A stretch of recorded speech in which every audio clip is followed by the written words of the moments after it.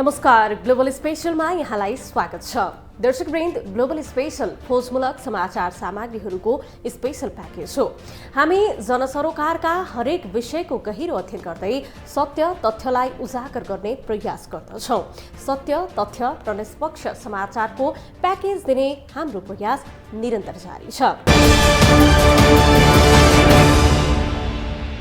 दर्शकवृन्द, मध्य प्रदेश सरकारले निर्धारित समयमै बजेट ल्याए पनि विनियोजित बजेट बाँडफाँड तथा रकमान्तर समेत नभएकाले चालु आर्थिक वर्षको 6 महिनामा पुँजीगत खर्च 5% भन्दा माथि हुन सकेको छैन। प्रदेश सरकारले बजेट समीक्षा गरेर बजेट खर्चमा गति दिनका लागि सबै मन्त्रालयहरूलाई ताकेता गरेको छ। तर मन्त्रालयहरूले विकास बजेट खर्च बढाउन चासो नदेखाएकाले कुनै पनि मन्त्रालयको बजेट खर्चको अवस्था नाजुक रहेको छ। आज हामी मध्य प्रदेश सरकारको विनियोजित बजेट बाँडफाँड तथा रकमान्तर र विनियोजित बजेट खर्च गर्न नसक्ने कारण र समस्या र यसको समाधानको विषयलाई नै प्रस्तुत गर्नेछौँ। मध्य प्रदेशको अर्थ मन्त्रालयले दिएको जानकारी अनुसार सबैभन्दा कम बजेट खर्च मुख्यमन्त्री तथा मन्त्री परिषदको कार्यालयले गरेको छ। मुख्यमन्त्री कार्यालयद्वारा सञ्चालन हुने योजनाको काम अहिलेसम्म पनि सुरु नै भएका छैनन्। मध्य प्रदेश सरकारको चालु आर्थिक वर्षको 6 महिनामा पुँजीगत खर्च 5% भन्दा कम देखिएको छ। यता मध्य प्रदेश सरकारका प्रवक्ता एवं अर्थमन्त्री शैलेन्द्र शाहले चालु आर्थिक वर्षको 6 महिनामा कुनै पनि मन्त्रालयको पुँजीगत खर्च मात्रै नभएर समग्र बजेट खर्च नै सन्तोषजनक नभएको स्वीकार गरेका छन्।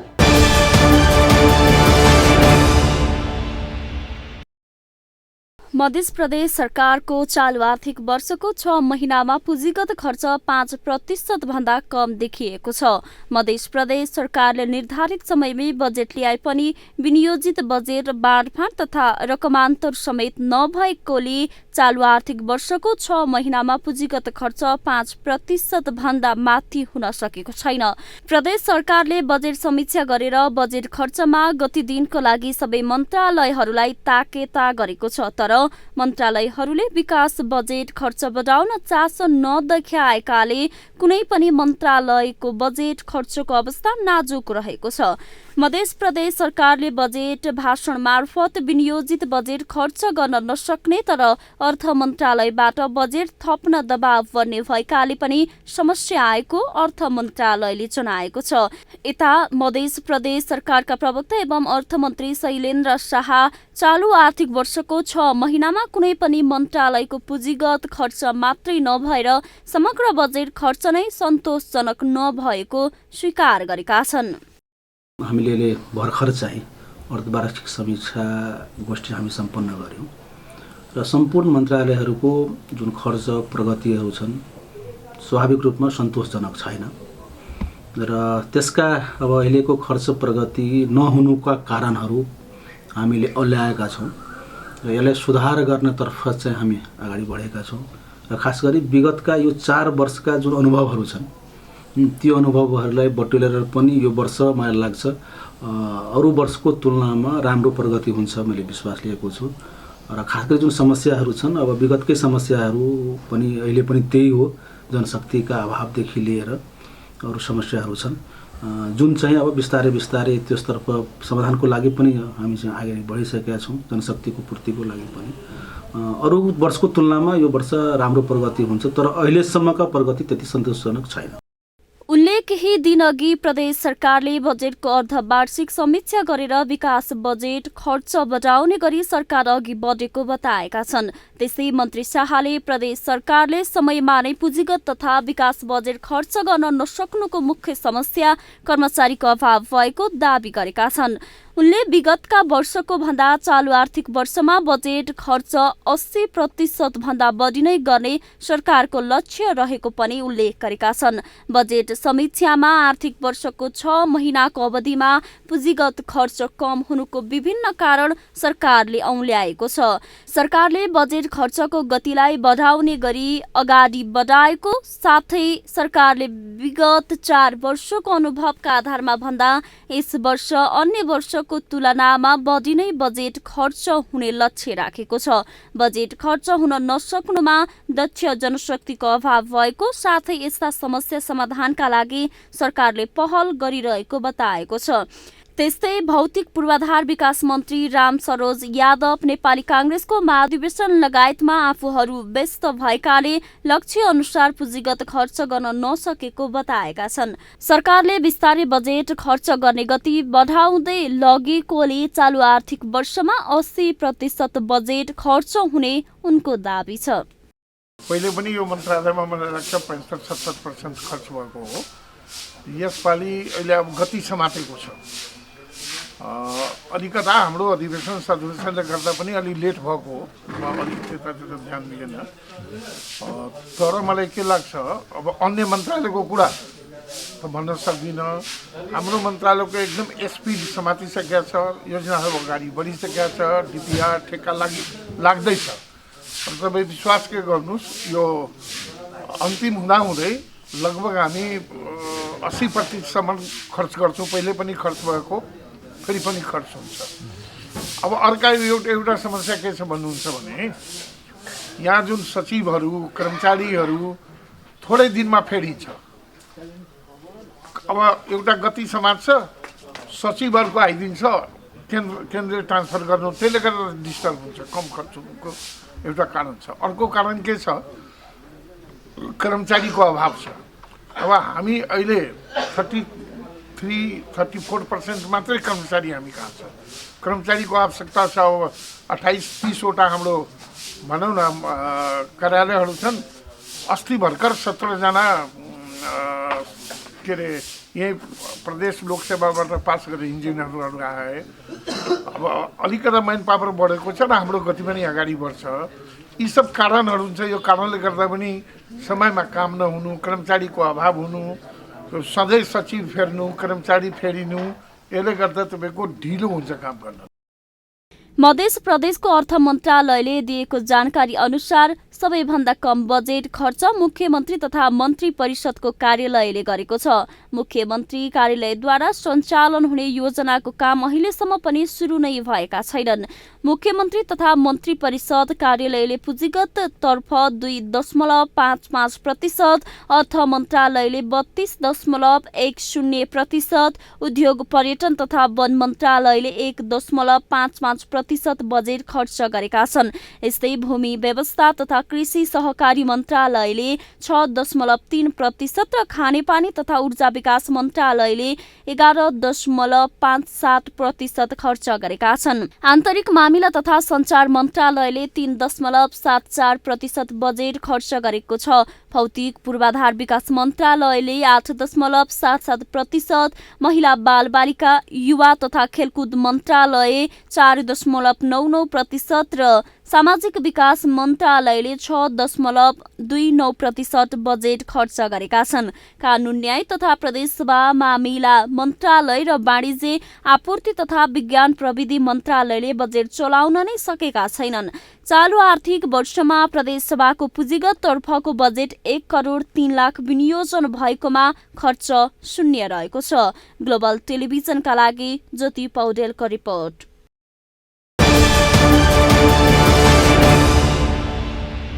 मध्य प्रदेश सरकारले समयमा नै पुँजीगत तथा विकास बजेट खर्च गर्न नसक्नुको मुख्य समस्या कर्मचारीको अभाव भएको दाबी गरेको छ।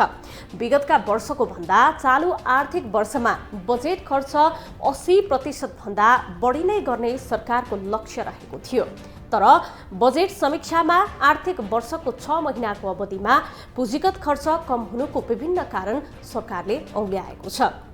सरकारले यस वर्ष 4 खर्ब 39 अर्ब रुपैयाँ पुँजीगत खर्च गर्ने लक्ष्य राखेको छ। सरकारले 6 महिनामा झण्डै 15% मात्र पुँजीगत बजेट खर्च गरेको छ। बैंक तथा वित्तीय संस्थाहरूमा लगानी योग्य रकमको अभाव अहिले समेत कायमै रहेको छ। राष्ट्र बैंकले चालु आर्थिक वर्षमा मात्रै झण्डै 1 खर्ब रुपैयाँ बैंकहरूलाई दिएको छ। तर पनि समस्या भने चौकातिलो छ।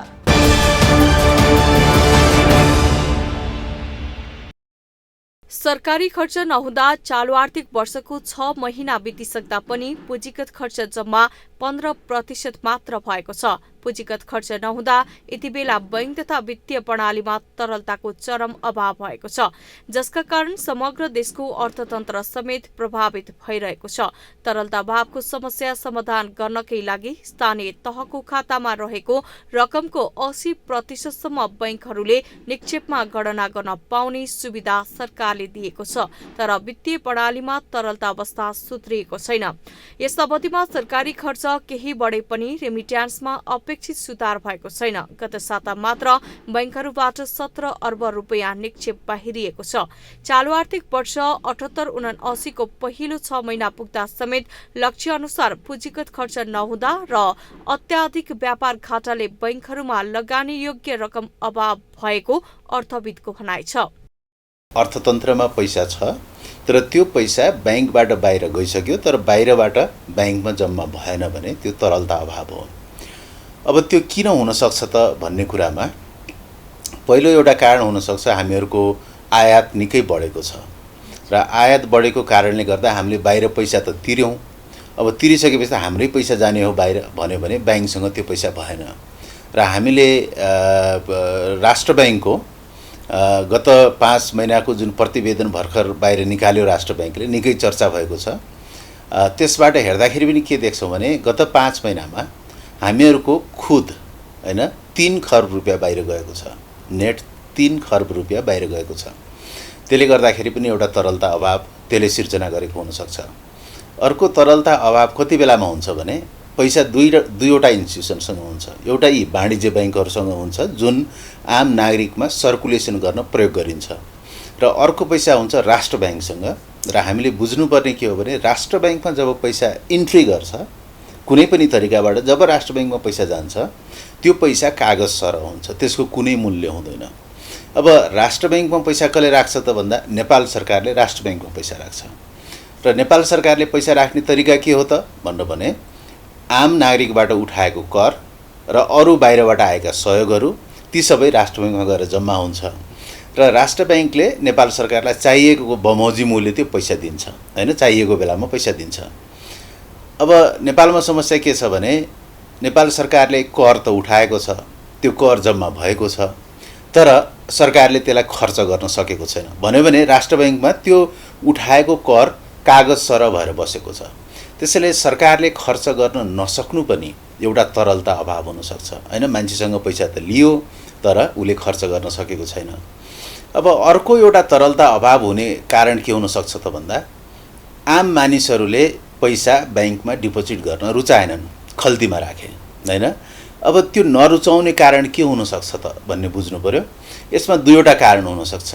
एउटा त सामान्यतया अलिकति लो इन्कम मान्छेहरूको हातमा पैसा गयो भने उनीहरू सानो सानो एमाउन्ट बैंकमा डिपोजिट गर्न जान मन पराउँदैनन्, घरमै राख्छन्। सरकारी खर्च नहुँदा बैंकहरूसँग तरलता अभावले कर्जा प्रवाह गर्न नसकिरहेको अवस्थामा सरकारले भने 6 महिनामा झण्डै 15% मात्र पुँजीगत बजेट खर्च गरेको छ। सरकारले यस वर्ष 4 खर्ब 39 अर्ब रुपियाँ पुँजीगत खर्च गर्ने लक्ष्य राखेको छ, तर यही गतिले खर्च हुने हो भने चालु आर्थिक वर्षमा 1 खर्ब मात्र पुँजीगत खर्च हुने देखिन्छ। सरकारले पुँजीगत खर्च गर्न नसक्नुको नकारात्मक प्रभाव उत्पादनमा पनि देखिन थालेको छ। पुँजीगत खर्च नहुँदा बैंकहरू ऋण दिन नसक्ने अवस्थामा छन्, जसले गर्दा उद्योगीहरूले कामै गर्न नसक्ने अवस्था सृजना भएको छ। पछिल्ला आर्थिक वर्षहरूमा बिस्तारै घटिरहेको पुँजीगत खर्च चालु आर्थिक वर्षमा झन खस्किएको विज्ञले बताउँदै आएका छन्। प्रतिस्थापन विधेयकको ढिलाइका कारण पुँजीगत खर्च हुन नसक्नु र दक्ष जनशक्तिको अभाव, झन्झटिलो खरिद प्रक्रिया तथा पूर्व तयारी बिना बजेट बाँडफाँड गर्दा करिब 6 महिनासम्ममा उल्लेख्य पुँजीगत बजेट खर्च हुन नसकेको उनीहरूको भनाइ छ, जसले गर्दा बैंकहरूमा रकम अभाव भएको छ। ग्लोबल टेलिभिजनका लागि क्यामेरामा सन्दीप डागेका साथ ज्योति पौडेल, काठमाडौँ।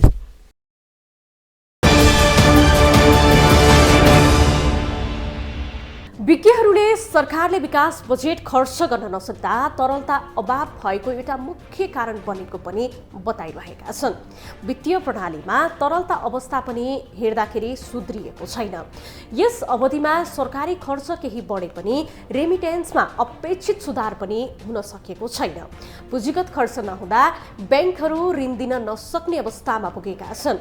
पछिल्ला आर्थिक वर्षहरूमा बिस्तारै घटिरहेको पुँजीगत खर्च चालु आर्थिक वर्षमा झन् खस्किएको विज्ञहरूको तर्क छ, जसले प्रत्यक्ष असर उद्योगी व्यवसायीलाई नै पर्ने गरेको छ। पुँजीगत खर्च हुन नसक्दा समग्र मुलुकको अर्थतन्त्र र विकासका कार्यहरूमा असर पर्ने हुनाले राज्य स्तरफ चनाखो हुनै पर्छ। हस् त आजलाई ग्लोबल स्पेशल यति नै। भोलि अर्को विषयको सामग्री लिएर हामी आउने नै छौँ। तबसम्मका लागि तपाईँ ग्लोबल टेलिभिजन सँगै रहनुहोला। नमस्ते।